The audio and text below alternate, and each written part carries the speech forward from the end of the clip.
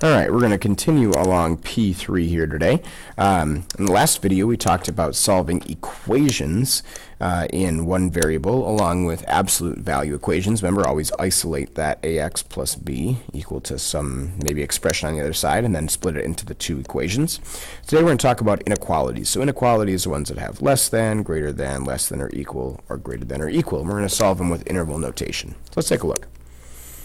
So some of the vocab we're going to talk about are variables. Once again, variables are anything that can take on another number or a value.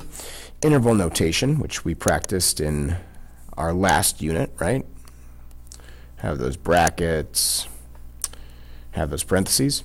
And then flip-flopping is when our inequality signs are going to be changing direction. And we're going to talk about why that happens. So solving with interval notation, let's give this a shot. So I'm going to take you through kind of an easy way and a hard way to solve this, what I would say. So let's distribute that 3. So we have 3x minus 3 plus 2 less than or equal to 5x plus 6. And let's see what we want to do here now. Let's combine those. So we have 3x minus 1 less than or equal to 5x plus 6. So let's do what I would kind of consider the hard way first. So I would subtract 5x. So we have negative 2x. Less than or equal to 6 plus 1 is 7. Now we divide by negative 2. Now, you might remember when you divide by a negative number, the sign is going to flip. So we have x greater than or equal to negative 7 halves.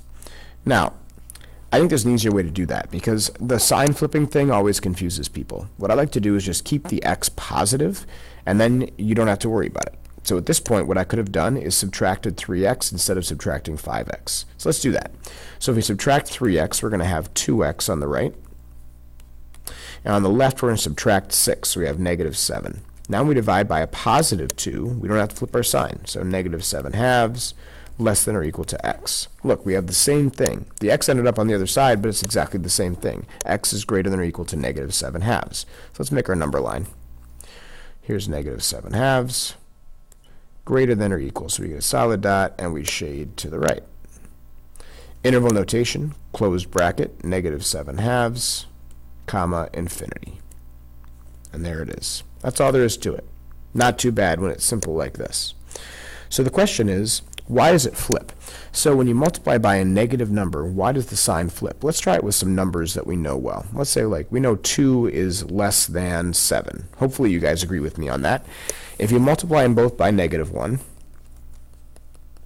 in an equation, so like 3 is equal to 3, multiply by negative 1, negative 1 is, or negative 3 is still equal to negative 3, right?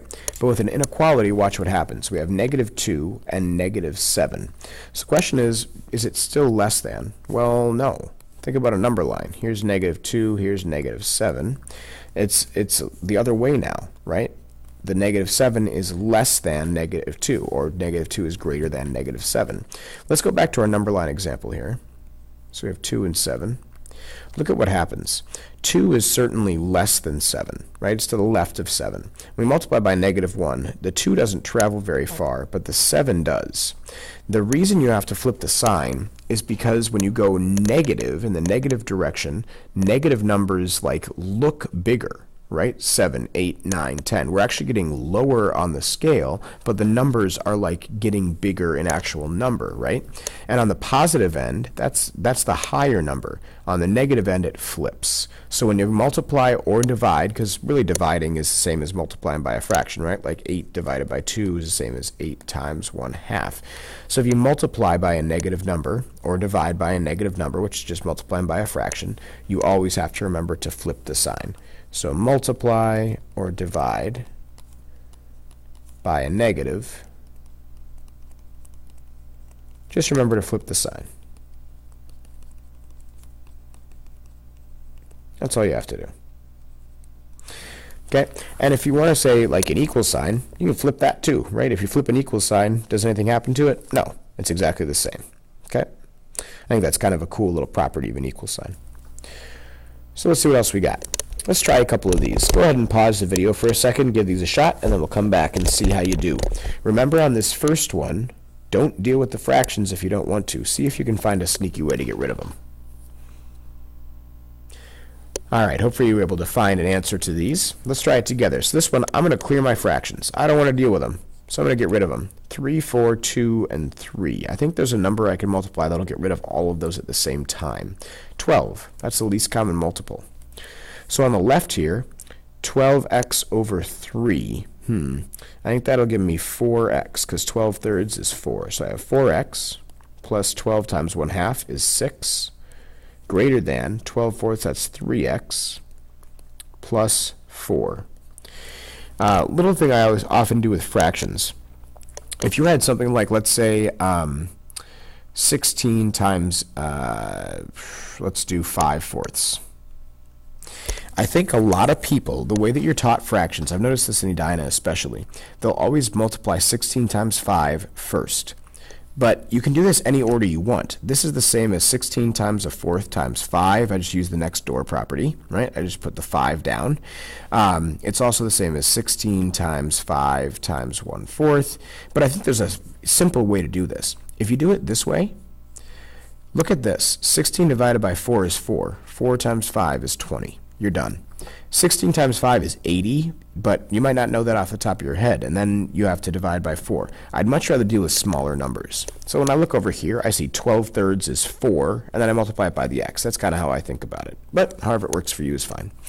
Now, I could subtract 4x and have a negative, but then I'm going to have to deal with a sign flipping later. So I'm going to subtract 3x from both sides, so I just have x, and then subtract 6 from both sides, -2. And I'm done. X is greater than -2. Here's -2, open circle, shade to the right, parenthesis, -2, comma, infinity. That's all there is to it. Let's try the next one. Let's clear fractions again. Multiply everything by 3. So I have -9 less than 2x plus 5 less than or equal to 15. So now let's subtract 5. So I have -14 less than 2x less than 10. Divide everybody by 2. -7 less than x less than 5. Parentheses, -7, comma, 5, parentheses, because it's an open interval. That's really all there is to inequalities. There's nothing too fancy. So, hope you learned a little something in P3. I'll see you back here for the videos on P4. Love you guys. That's why I'm here. Have a great day.